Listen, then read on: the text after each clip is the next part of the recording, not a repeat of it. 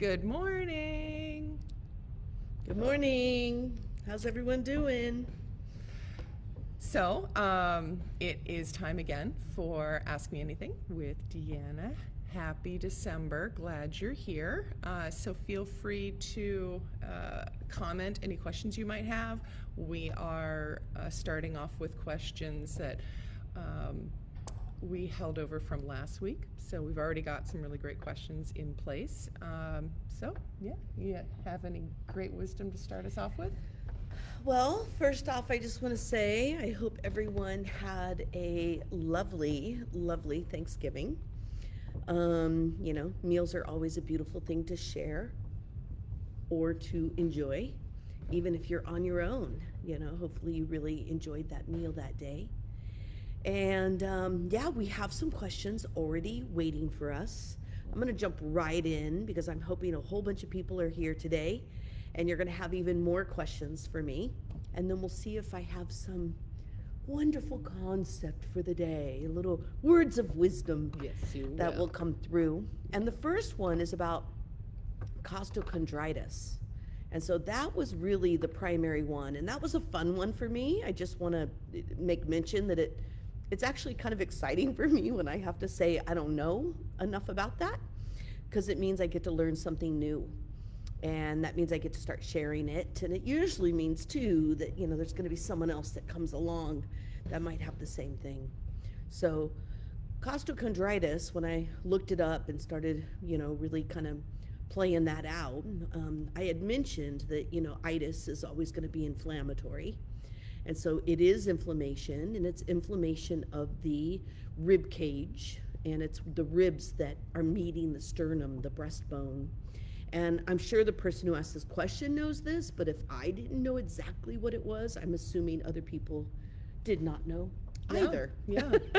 And so it's inflammation at the sternum where the ribs meet the breastbone. And it explained it as heart attack-like pain, very sharp, stabbing pain. And I'm assuming that that is partially from the fact that there is fascia and muscle that is meeting that rib and in between the ribs to the sternum itself. And that means that, if anything pulls, that entire region, including the heart and the lungs underneath your breastbone, are definitely going to give you deep responses, because the heart and the lungs are primary vital organs. It did not say anything, though, really about the heart or the lungs themselves being affected. But I think that if you're living in pain like that with inflammation in your upper channel, I think certainly you're going to have breathing issues. And the more we end up with pain changing our breath, the more usually we start holding our breath, trying to control that pain. Mm-hmm. So the first mention I really want to bring in is going to sound so basic and simple. And hopefully you join me for my body mapping course that starts January 7th, because it's really looking at the pillars of health. And the first pillar of health is elemental, so inflammation is hot, pitta, and then we're going to start looking at what tissue's affected, and then we really start laying it out into like the pillars, and breath is the number one. And I want to remind us that breath, when we expand in our abdomen, so our breath, we actually expand out into the world, and we're collecting, as we're expanding, we're collecting oxygen, and we're also collecting how we feel. And it expands, and then the chest opens, and the shoulders, and even the ears and the facial bones, everything expands forward and out. And that is how we collect oxygen. So if we're holding our breath and only breathing from the diaphragm up, that in itself could cause a lot of restrictive breath in the chest and could cause, inflammation. But oxygen is the best anti-inflammatory around.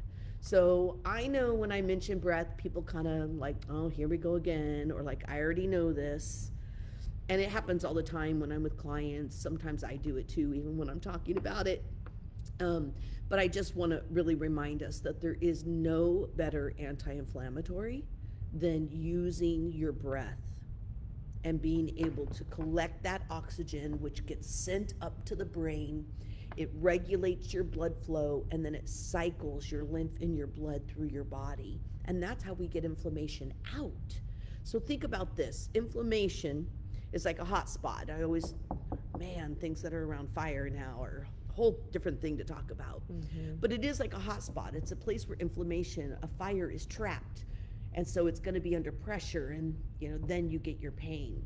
So anytime we have inflammation trapped somewhere, sternum, ribs, there's areas around it that are going to have to be opened. That's like opening the thoroughways to that inflammation being able to be released.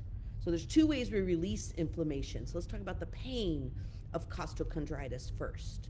The pain factor, you really could pull it out. You don't want to use a gua sha, you don't want to overactivate, but I'm going to highly suggest you get a cupping set.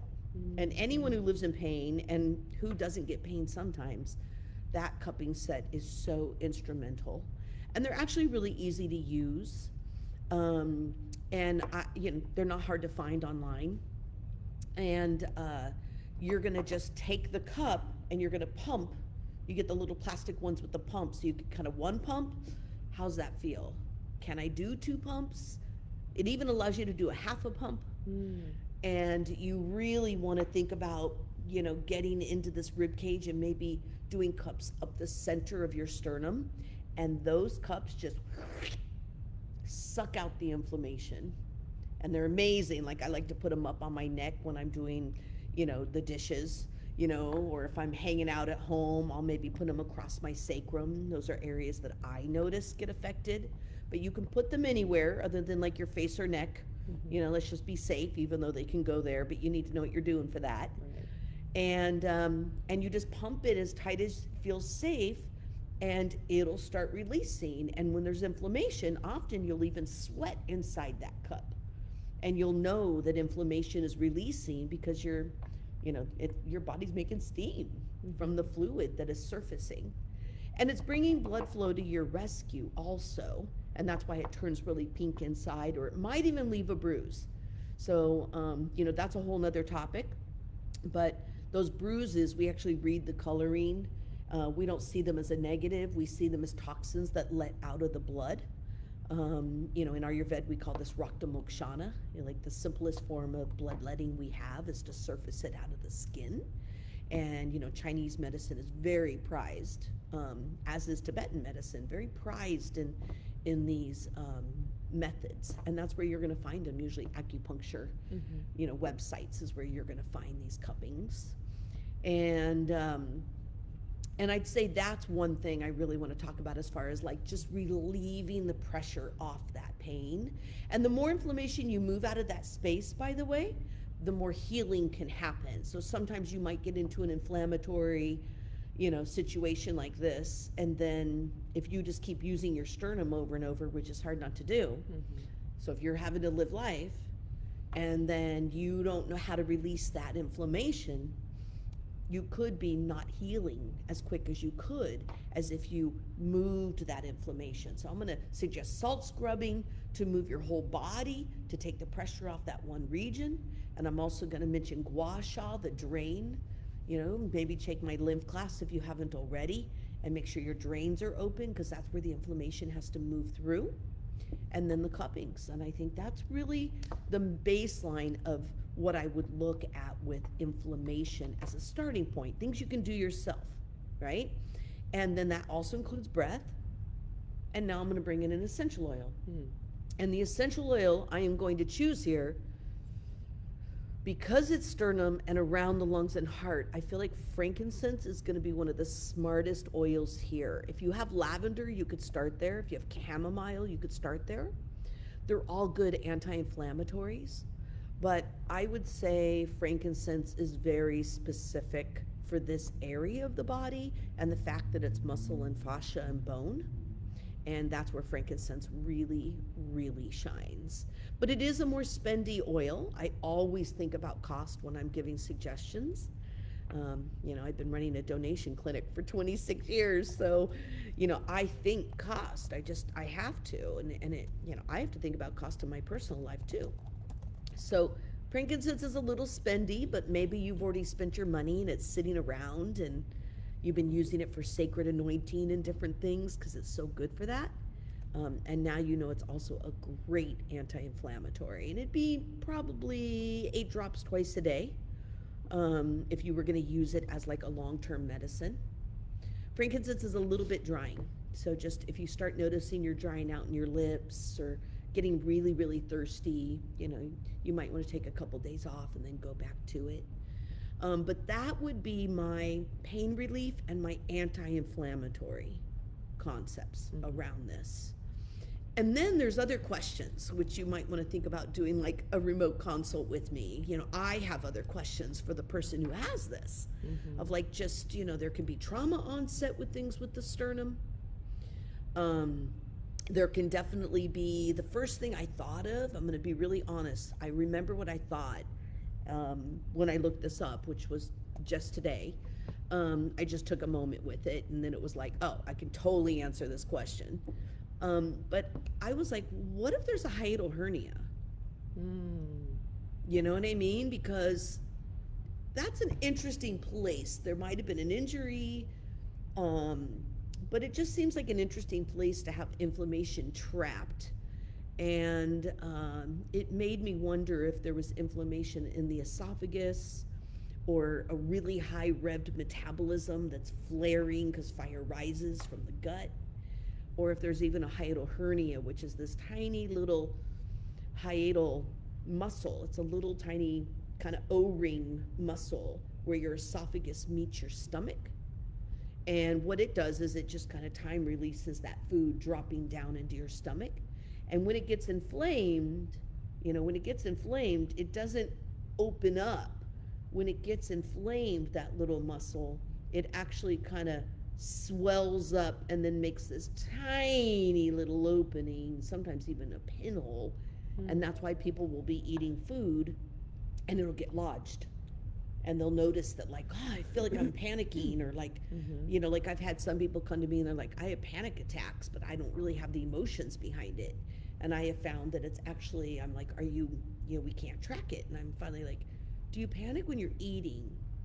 And they're like, yes, it's with meals. And I'm like, yeah, there's like this panic that sometimes is like, I can't get it through, I can't move it. And, it's hard on the esophagus. So I had to wonder about inflammation in the gut, and what's really making this inflammation.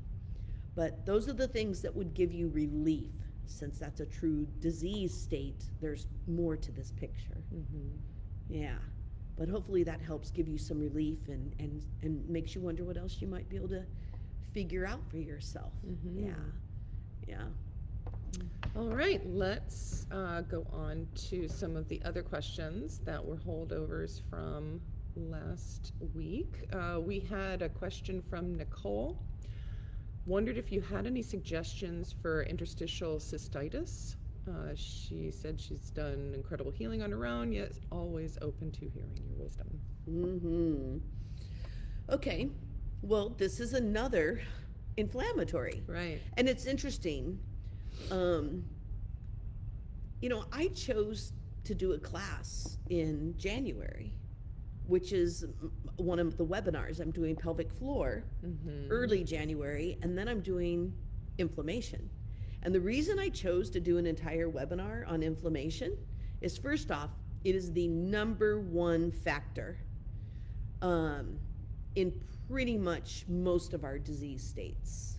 And it's also the number one factor in things like cancer or parasites, too much acidic, too much heat, inflammation, and then we know what fire does, right? It destroys things. Right. And so it's just interesting, we're getting so many inflammatory questions, and what brought it on was just how inflammatory COVID is, and then how inflamed we are by stress, and then all of these other factors of just, even the inflammation of pollution coming in through our body.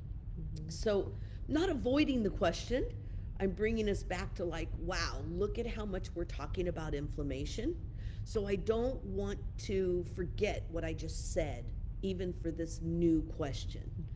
You know, I would absolutely, as far as like anything cystitis related, cystic related, and you know, I would really be saying frankincense is one of your best friends, you know, and switch out with chamomile. Sometimes Frankie is a little bit stimulating at night because it's very, you know, Frankie is very like, let's get to it, let's do this up. So, you know, thinking about frankincense in the morning, 10 drops a day, and then thinking about chamomile at night, which is better for kind of sleeping, you know, and dealing with inflammation at nighttime, Roman chamomile. And, you know, that I would be thinking you only need about 4 drops. So your dosage is very different between those two plants in what you would need to use. So, you know, I think about that picture. And I think about those cups and just, you know, really being able to pull some of that excess inflammation out of your body. And so, you know, that's something I think of. The other thing I think of here is this takes a lot of cellular change. So this is, you know, usually when I'm dealing with something, you know, in this range, it's like the cells need to shift and you need to clear out your system. And so I'm just thinking about how things get backed up in the system and kind of flood out into all of our rivers and end up getting, you know, inflammation trapped. So I do think about enemas here, and I think about, you know, doing green vegetable juicing in the morning, you know, thinking about all your superfoods.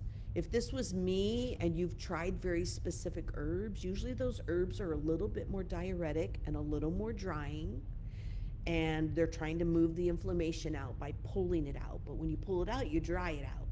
So I would start adding in like 2 capsules of seaweed every morning and night. So you have protein energy, you have a superfood, you have vitamins and minerals, and you have electrolytes all in one swoop. So for me, there's no better multivitamin, you know, than seaweed, you know, and I would really consider bringing in some of those things. I would be doing seaweed, I would be doing lemon balm, nettle, red clover tea. Those are things that would very gently start moving through all your rivers and making sure everything's opened up and moving through. What else do I think? Oh, I also think of linden flowers here. So to be honest, if you did like a nettle, linden, lemon balm tea, that would taste really, really good. I'll give a shout out to my, you know, literally in the building neighbors, you know, Rosemary's Garden, if you're in Sebastopol. But, you know, your local herb store, these are general herbs. And I did mention red clover also. So lemon balm, linden flower, nettle, and red clover. And that would be a really beautiful lymph and blood cleanser that would still pull out inflammation and make sure things aren't getting trapped. And I would say that's gonna, you know, that's something it's gonna maybe be related to yeast too. So that would be my bigger question here. And then the diet has to seriously change. So I want to give you some inflammatory foods for both of these situations. Let me tell you a few inflammatory foods. Good reason to take edible Ayurveda also starts January, because we go over every organ in the body. We break down symptoms. So literally mouth, stomach, small intestine, colon, liver, spleen, gallbladder, pancreas. I mean, we go over every organ and gland, and we break down hot, cold, wet, dry symptoms, and then what are your solutions? So if I was gonna go food here, what are the irritating foods for any inflammation? Most oily nuts, so most nuts that kind of make an oil on your hand, you know, but nuts, and that's not including seeds, that's a whole nother world. Chocolate, coffee, and nightshades.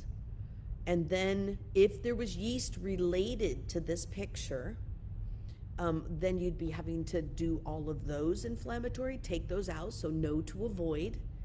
And then you would also be taking out all the sugars. You can have some green apple and pomegranate. Or a teaspoon of honey, raw honey a day. I've never seen that hurt somebody. I've seen people get rid of plenty of yeast doing simple amounts, but that you'd have to keep it to that. So you might also want to look at that picture and see how involved that might be in your life. You know, how much sugars do you crave? You know, and how much do you just naturally eat? And we get yeast overgrowth from medications. So if you're someone who has to live on medication, that's somebody who has to think about yeast in their body anyway, you know, especially antibiotics. And so just, you know, those would be some of the signs of looking at that. And there are great symptom lists online for what are the main symptoms of yeast overgrowth in the gut. And then, you know, and depending on how many of those symptoms you have, but if you have more than 6 on that long list, then I'd be saying, okay, how can I go sugar-free and bring in these anti-inflammatories? And that's where I would go with that question. Yeah. All right. The next question comes from Michelle.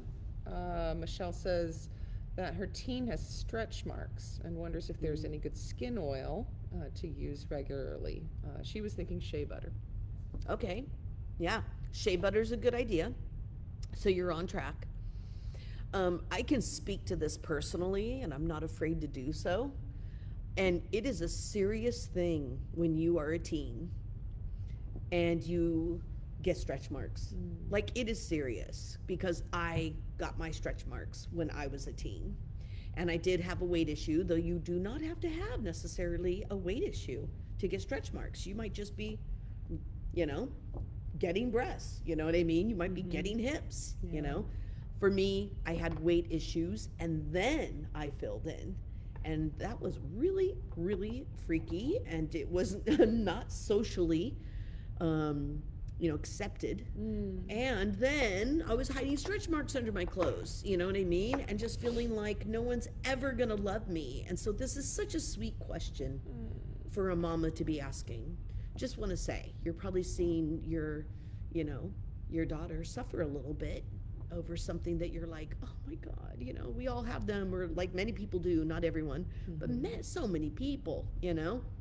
So I'll now answer the question, but I just want to really frame this question on, it sounds like no big deal, and it actually is a big deal. So let's empower your daughter. Yes, I like shea butter, but I'm going to be really clear that cocoa butter was like a game changer for me. And that was the first thing I started, and that was kind of, honestly, I got into a lot of this field for vanity. I wanted to like lose weight. I wanted to figure out how to eat right and not just diet. And I wanted to be accepted in society. And so that was my first trips to the health food store, was really, you know, looking for things for like my skin and my stretch marks and my fat, you know what I mean? Literally, like, how do I burn this stuff off? So shea butter I found really early on, but somebody told me, this lovely woman who I used to play cards with right down the street, the first elder in my life, Mrs. Krishak. And she was like, honey, you need cocoa butter. And she went in and showed me this cocoa butter. And it was a game changer. And I used to rub that on like multiple times a day, because I had stretch marks along my abdomen and a few on the sides of my breasts, you know. And I mean, it really helped. And I'll tell you what it helped with, which is the first step to stretch marks, is when they're new, they're pink or they're red, you know, and depending on the color of your skin, they might just be really darker than the skin that is already dark. So, you know, it's freaky. It's not just that something stretched out and is puckered and changed texture. The color changes according to your color, and it just really is like, oh my gosh, I'm gonna be scarred forever. And so cocoa butter is really incredibly good at getting that color to subside. And I gotta tell you, when I started like really massaging and really putting that cocoa butter on there every day and just starting to like smooth it out and massage it down, and I had to get comfortable like touching my breasts at that age. It wasn't like that was like okay to do in my family. My dad still freaks out that I work on naked bodies all day. I'm like, Dad, I'm 33 years in. When are you going to get over it? And he's like, I don't think I am. So, just permission to touch, permission to rub, smooth things out. But when that color shifted in my skin, I kind of relaxed a couple little notches. Then I started finding tools like the Chinese gua sha, you know what I mean? Working with an acupuncturist in San Francisco and just, looking at like, oh, this is great for muscles. And then I'd be like, oh, this seems like a good way to maybe smooth this stuff out. And that's where I started really saying, wait a minute, this is changing texture of skin. So yes, it's helping my lymph, my blood, my muscles, tenderize, but it started like smoothing them all out. And the color was gone, and then I just started adding in that gua sha with that massage, and it was a game changer. Wow. And I also know salt scrubs help a lot too. Now I'm going to add in an essential oil that I found that was really brilliant, and you can just add it in with the cocoa butter, and you could even do half shea, half cocoa, and I've done that for a long time. The other one that's really good is vitamin E. So you could even do like a shea, coconut, cocoa butter, vitamin E combination, and then add carrot seed, which is not such a bad thing for a young teen girl, because carrot seed has been my birth control since I was 19 years old. And it leaves you still fertile, so you're not even like messing up your chances. I just never wanted that chance. But you know what I mean? Like, I have literally been using carrot seed as a birth control. And the amount that's in that salve is not going to be birth control. But I'm saying, energetically, that plant is a female-related plant. So it regulates hormones. It's not a hormonal plant at all. So it has no hormonal basis. And it just regulates things, and it mends skin so well. That's why I put it in my eye pomade, because it's what I use for my wrinkle cream at night. I put my eye pomade all around my eyes, and then I do my little drop of castor, and then I rub it in with the pomade, and that's what I do. I actually put it all over my face. But that's why the carrot seed is in there, is because it's anti-aging, it's antioxidant, and it helps with free radical repair. So anytime your skin has shifted, right, flattened out, loosened, stretched, scarred, like no matter what has occurred, when the texture of your skin has shifted, everything is about rebuilding the cell and plumping up the cell. So your body doesn't mimic the majority, because that's what it does with cells. If they're all flat, which is then going to change your texture, then they're going to mimic flat. But you plump them up, and then they mimic that. And that's what carrot seed is really, really well known for. And this is wild carrot seed, not to be mistaken for heliocarrot seed oil, which is also known for stretch marks, but I can't say I have experience to say whether that works or not. But it's in that same, beta carotene, vitamin A, it's in that same relation, so that may not be a bad idea either. But yeah, carrot seed and rose geranium are going to be the go-tos. You could put it in the salve. If I had a 1 ounce of salve, I'd probably put 40 drops of carrot seed. Oh, wow. Because, it's that salve is going to be a month's supply. That's only a drop and a point something Right, yeah. per day. And I'd maybe put another 20 drops of rose geranium. The other idea would be to put 3 drops of carrot seed and 2 drops of rose geranium right in your hand. And then wherever those stretch marks are, I'll just go to mine. You know what I mean?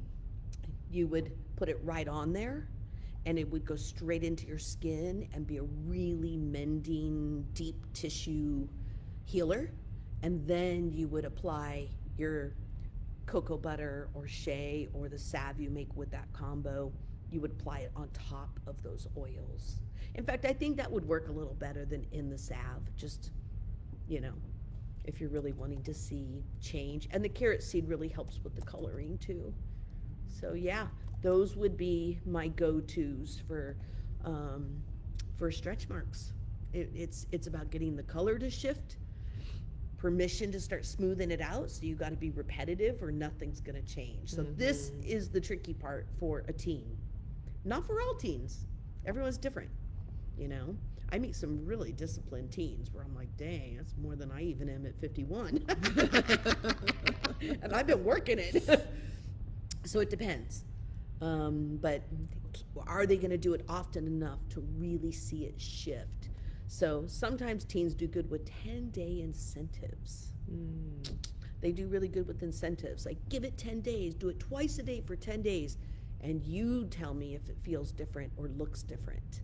And usually if they can see the shift, then they're in, and they'll keep going, you know? Yeah, sometimes vanity is the perfect, you know, and I mean that in the nicest way, but like sometimes beauty is the perfect incentive we need to actually feel healthier and make healthier changes. Have you ever noticed that? Oh, yeah, yeah. You know, if I feel like I'm looking like crap, I might go more towards eating like crap. Yes. Whereas when I wake up and I'm all, oh, yeah, you know it. And then all of a sudden I'm like, I'm having salad for lunch. I'm like, what is that? Why can't I pick the salad when I don't feel good? Yeah. But you know what I'm saying. This is real life stuff. We humans, we tick in very interesting ways. And we like to look good. And we like to look good. I like to look good. So. All right. Susie had asked a question. Why do I feel so much better on a keto type diet? When I don't eat carbs, all my cravings go away and I lose that insatiable hunger for a time until I just have to have some carbs. So she's wondering, why her body seems to be attracted to protein and veg. Well, I mean, first off, protein and veggies are considered a cleansing diet.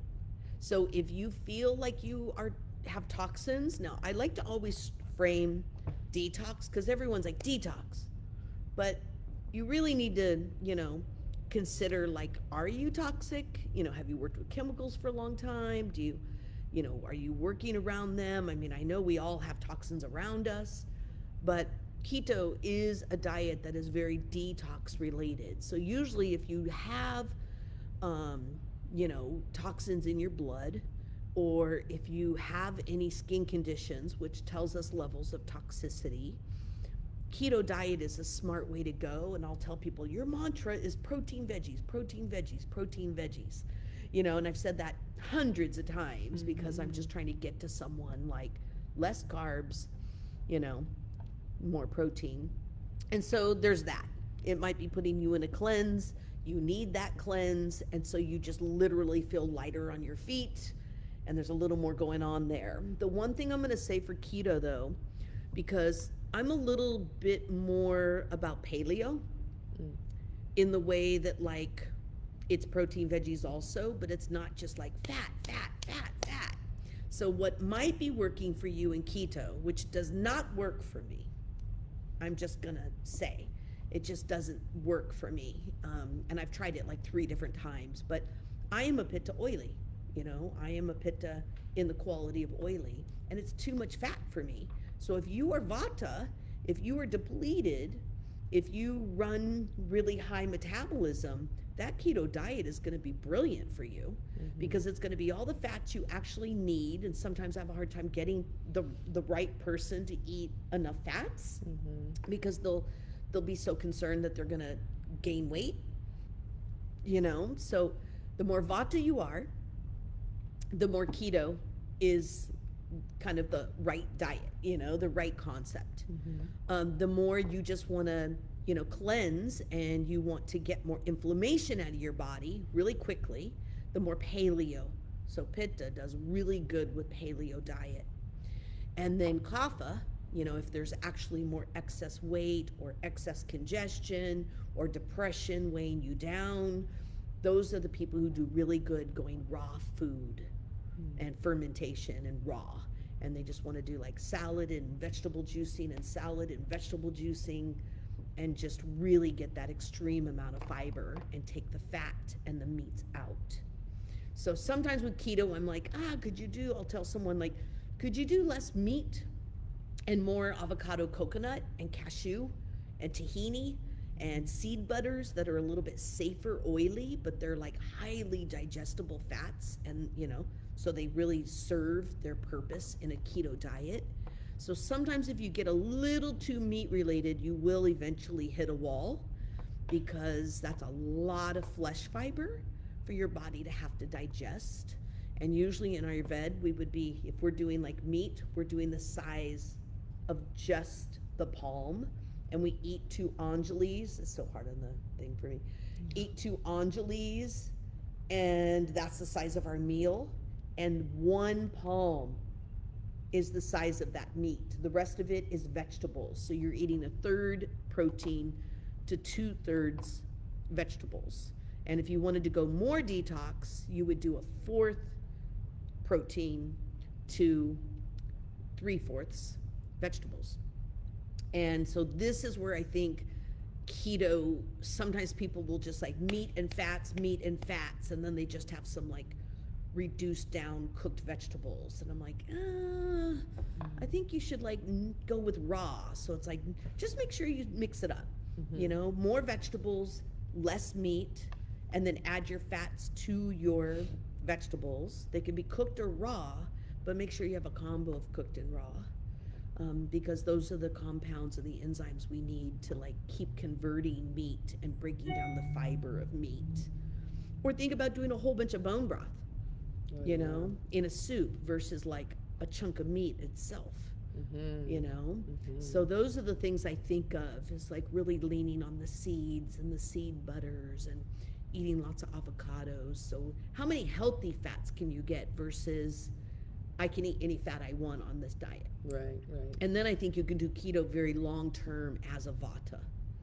But I do know as a pitta or a kapha, and working with a lot of clients, not just myself, but I end up with like oily gallbladder, or like a whole bunch of oil compaction in the intestines that won't move, or all of a sudden it's not going down and out, and now it's starting to come out their skin, and they're like, I'm getting acne, and I've got these like clogged pores, and then I know that oil isn't all being digested. Remember, you have to be able to digest all of those fats, so yes, it puts you through a beautiful liver process, but I think putting your liver through a process, sometimes I've said in class, I know before, I've said, paleo is a lot safer, but you start getting into true keto, I feel like you need a practitioner, otherwise you're kind of on and off, you're doing it for a little bit and you go off of it, and then you do a little bit and then you're safe. But if you're going to go into a full on, keto process, you might want to make sure someone's tracking you a little bit, because it's a lot of work for your body. Yeah. So I guess that's what I would say to that question. All right. Well, we have Mia here today, and she has posed this question. She's thinking about supporting thyroid health from an Ayurvedic perspective and food and plant medicine, and wonders what recommendations you might have for someone who has been on, she says, low-dose Armour for decades, but recent thyroid cascade labs are perfect. Oh. So, okay. So perhaps you're thinking of going off of Armour because your thyroid is perfect, or are we talking about a remedy that's with Armour? See what I mean? So that's an interesting question, because actually my suggestions would be a little different. I can give you a little bit of both. The first thing is, if I'm with the doctor's support, because I don't do medications, and I'm not the one primarily handling that. So I guess somebody get their doctor on board saying we want to go off the meds, and they have a plan and they just want them to know.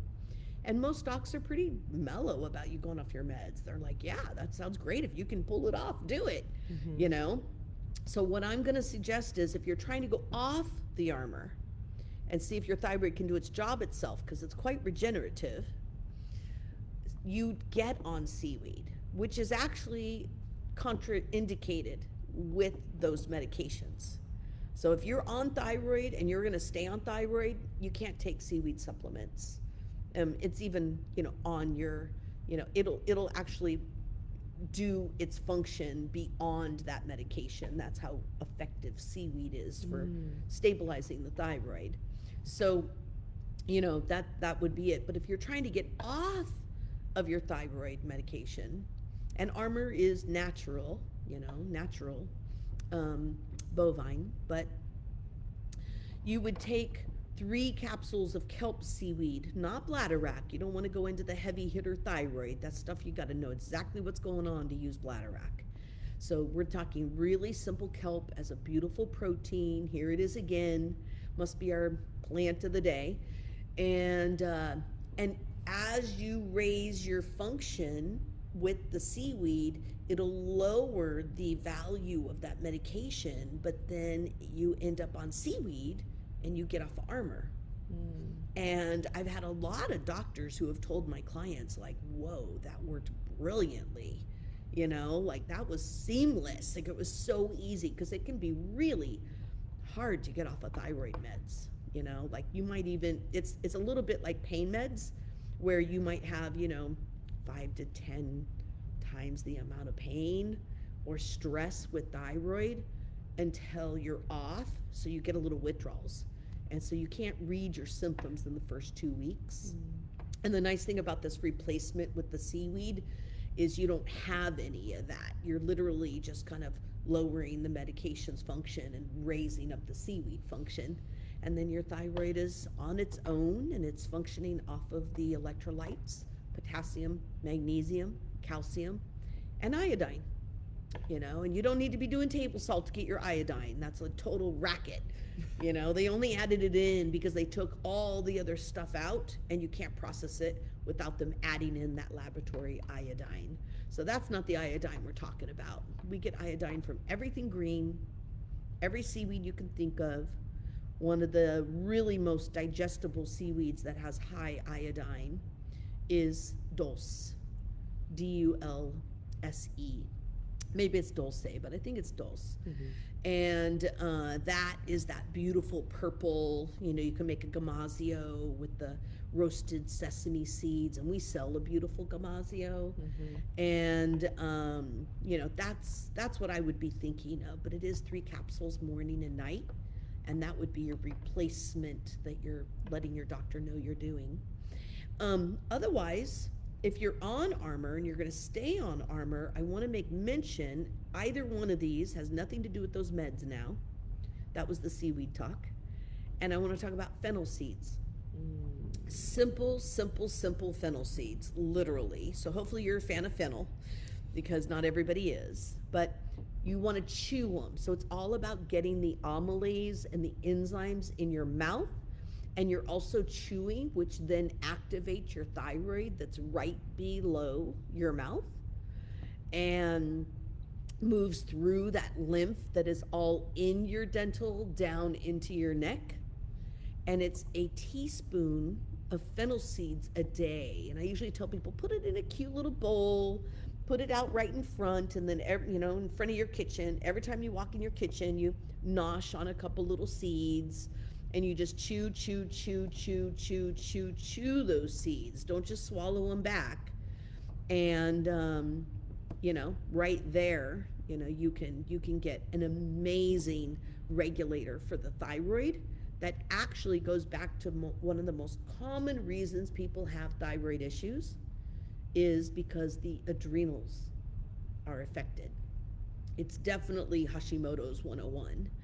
But a lot of people have hypothyroid because the adrenals have leached everything from the thyroid, and now the thyroid has no juice left, So I often say it's kind of like Northern California gave up its water to Southern California, which doesn't look like a desert, but let's remember it is.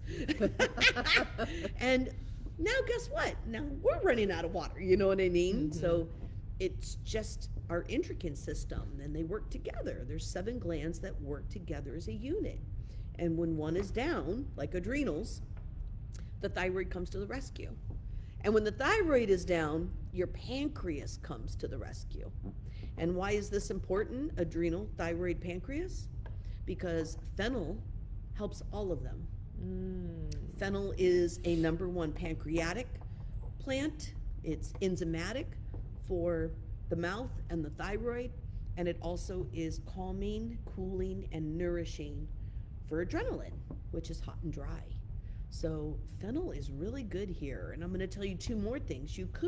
I love those seeds and chewing on them, but you can make a really strong fennel tea.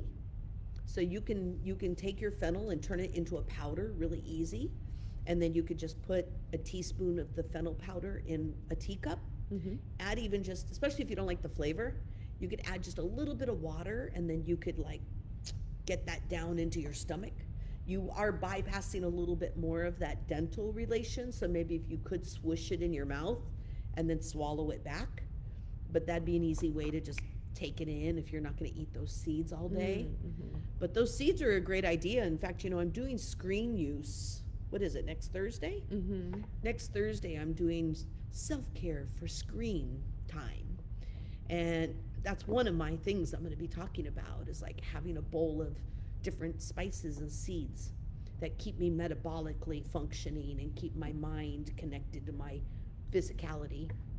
So really good thing to maybe even, if you're going to be on the computer, why not put that little bowl of fennel sitting there, and then you could just like really go for it. And then fennel pollen, which is something I've been wondering about selling in the store, because I've been playing with it a lot.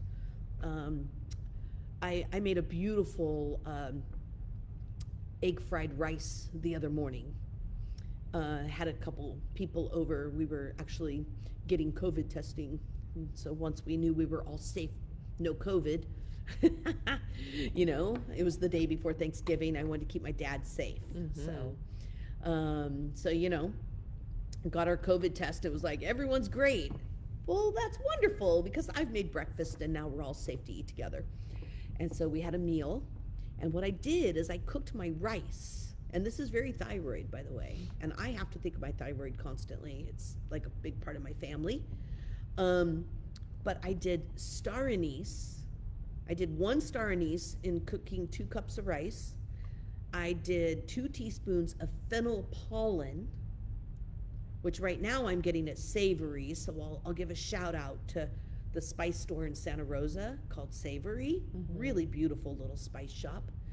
And then I did another teaspoon of fennel seeds, and I just threw it in there as I was cooking up the rice, and it was incredible. I mean, it was just this amazing combination that I actually hadn't made before, and we all were like, whoa. That's awesome. So fennel pollen is super tasty. It's not cheap.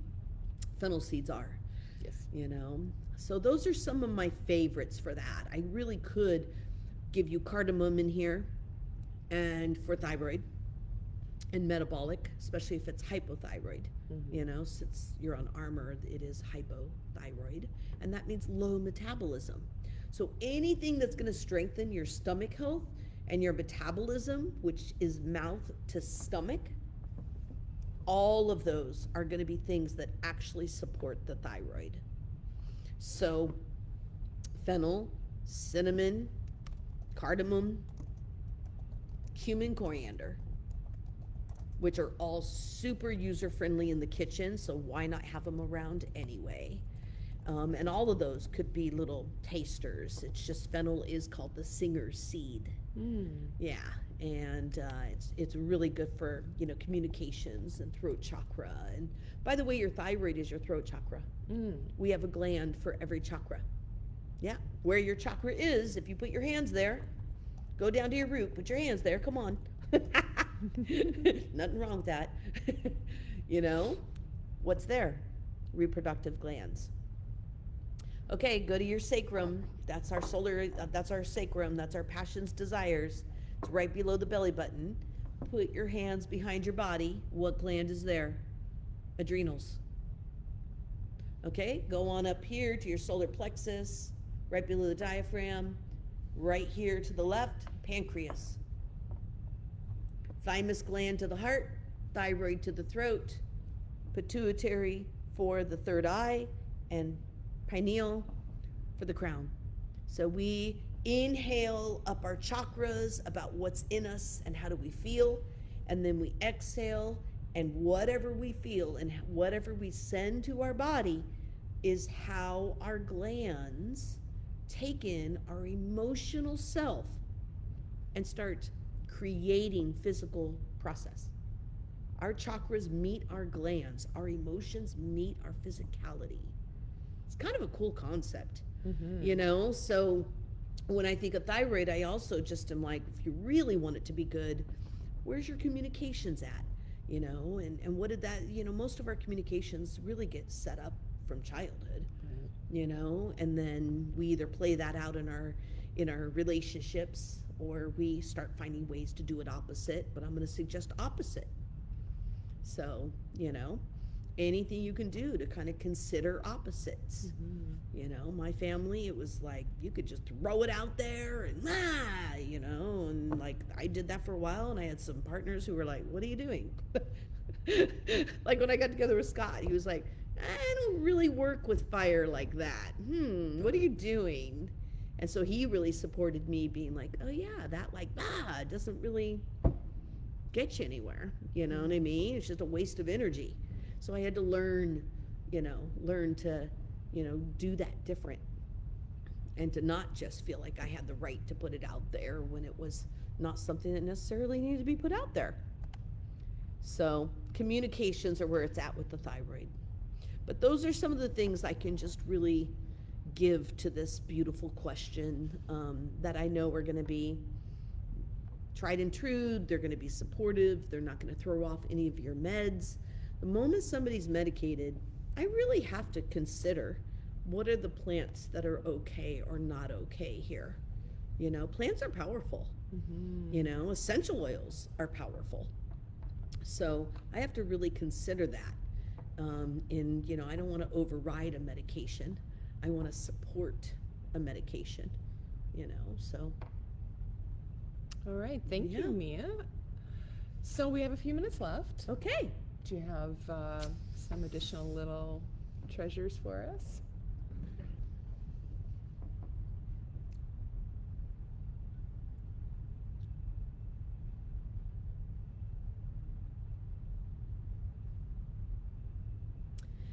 Well, the thing that really comes up is, first off, let's remember that it's getting cold outside.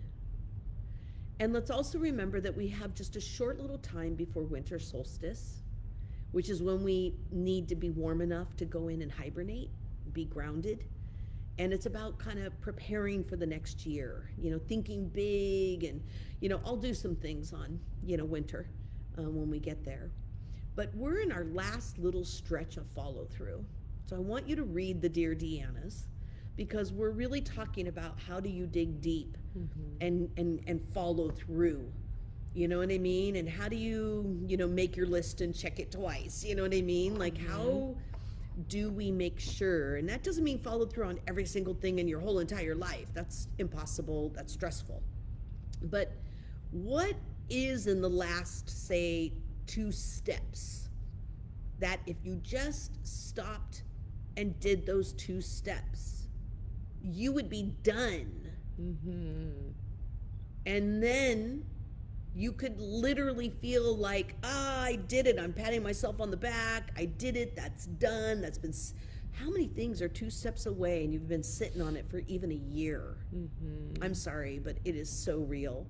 What did you start in the pandemic? That was in March. Yeah. When we were supposed to be watering things, right? We're supposed to be like spring, you know, watering, you know? And did you blossom it into summer? And is there follow through? Like, we can't just start something and it magically, you know, changes. So we have to be willing to really go deep enough into like, what did I start that is so close I could finish? And it's just a focus and a goal. And you just put it on the list and you start checking it off. And I really take that serious. I look at my seasons because it keeps me, grounded year to year. I mean, I feel like it's how I've achieved a lot of my bigger achievement goals, especially for being a double Aquarian, where I could have like floated off anywhere. How am I staying in that flow and just really being able to achieve what I achieve, without stress, because I don't have a lot of stress around achievement. But I just feel like I have fun with this season to season. I like having a stretch of 3 months where it's like, this is the focus of this time. So we're in the last stretch of our fall back, and follow through. And really, really precious time, for this to happen. So I just want to invite you to make a list of maybe 4 things that you started this year that are so close. And let's be honest, some of those might even be like your taxes or some paperwork of some sort, or you really wanted to reorganize something, you know what I mean? And or like, I've been saying I'm gonna do that closet forever. It's like, that could be done in like 3 or 4 hours if you just really put it on the list and said, here's my 4 things. I have a paperwork to do. I have something in my home that I want to reorganize. For me, follow through is I try to look back and say, okay, who did I not make a full-on hello to? Because I don't want to have to worry about that all winter long. I'd rather go into my hibernation and coziness into like, okay, nothing's hanging.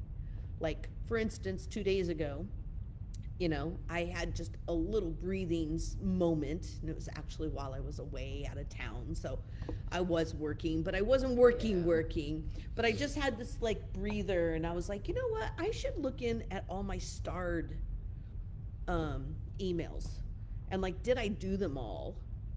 And no, I have a whole bunch. I had over 100, but I get sometimes 100 emails a day, so not that bad. Well, and still hopefully many of them, and I'm just being honest about this, but hopefully many of them I did them, but I didn't follow through an unmarked start. And so that's what I did to start. I looked in and I was all, oh my God, realizing I'm not going to get them done today, but I needed to take a breather and look at that. It's fall. And then I started being all, oh my gosh, I did that one. I did that one. I called that person. Oh, that appointment's already happened. And that felt really good to start. But I do have still a bunch of starred things that I'm like, I need to do these by the 21st. I don't want to take this into winter.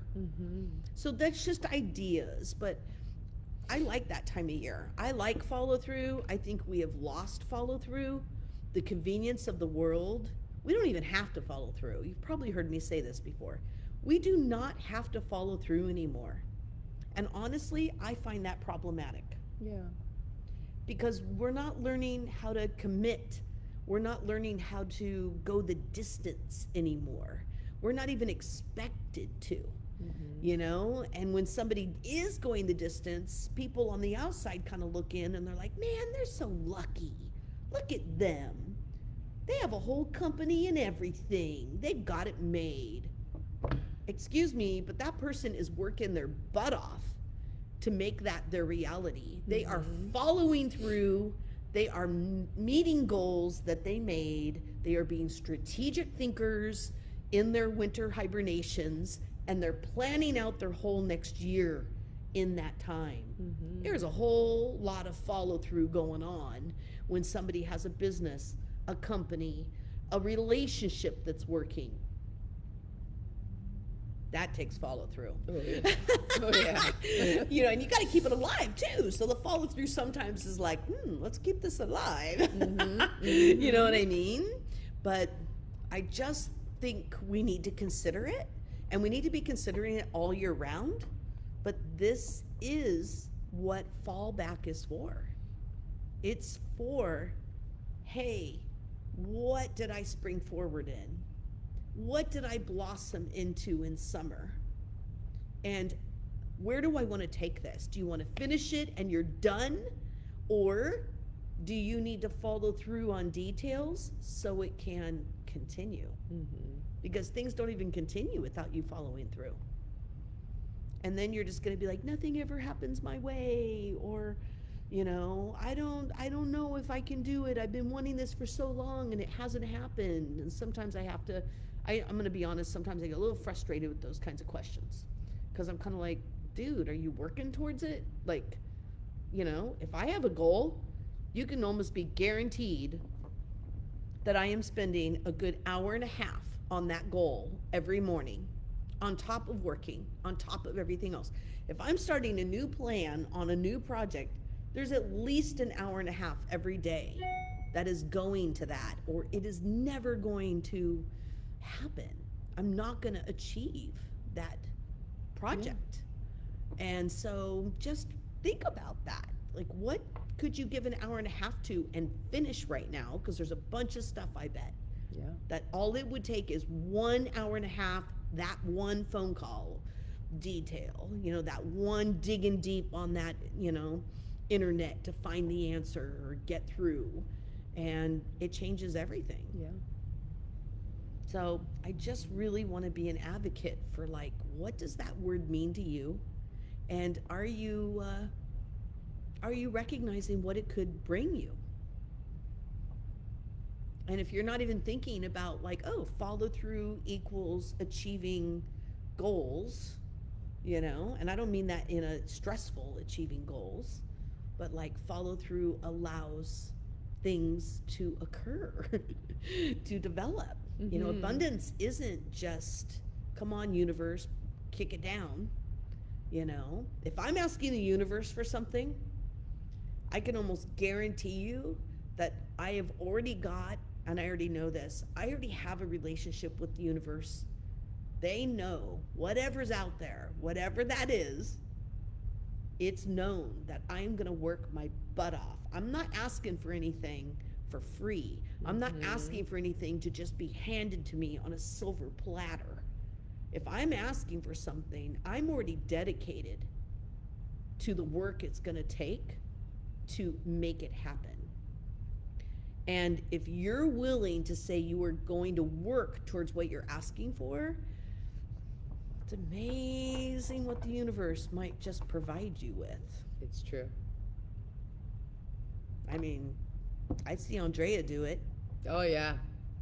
And she sees me do it. That's how we'll you be like, we want da-da-da, but we are going to work our butts off to make it happen. And then guess what?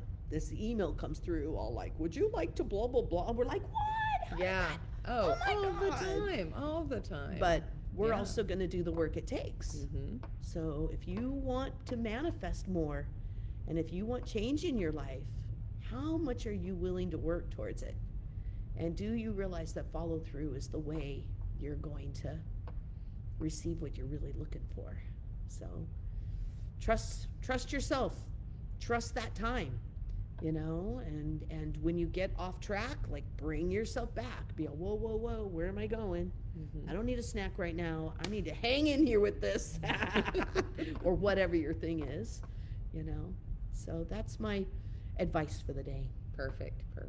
Thank you. And thanks to all of you for joining us today. You may already be doing this, but do follow us on Instagram, and make sure you're liking the page here so that you see when stuff pops through. We've got lots of fun courses coming up.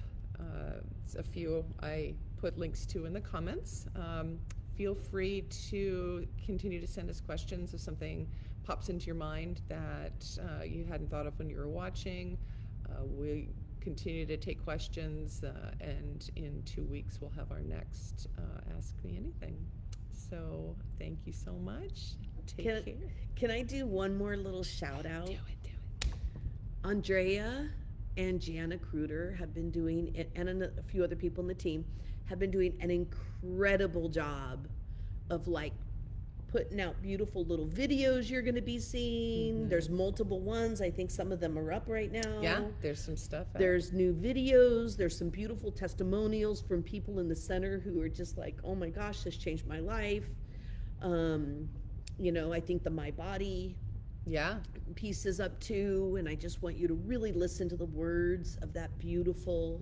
It's on our YouTube channel. So it's really incredible. Take a look at us on YouTube. Please check out what we're working on. It's really life-changing, and it shows you where we're growing and where we're going. And also products. So Andrea went in and she reorganized the product pages, and we made them very seamless for you to be able to like link in from Instagram and do different things. So like, please shop at the DeAnna Center online. And then, by the way, what you'll also find in those postings is the DeAnna Center store is open Wednesday through Saturday, 10 to 6, 11 to 6. 11 to 6. 11 you can to pop 6. by, browse. Come say hello to the altars in the classroom, grab some items, and we have a whole bunch of 50% off blowout sale. Oh, yeah. From things that are, you know, just really needing to find a home. Yeah. So come and take those 50% off spices home, and 20% off all the essential oils in the store. Take them home and make them your medicine, and come and check out the space. Yeah. And also come check out the doctors, because they're hanging out in the store. So you can meet the doctors from MD Ayurveda. Yeah. So yeah, We're excited to come have join them. us.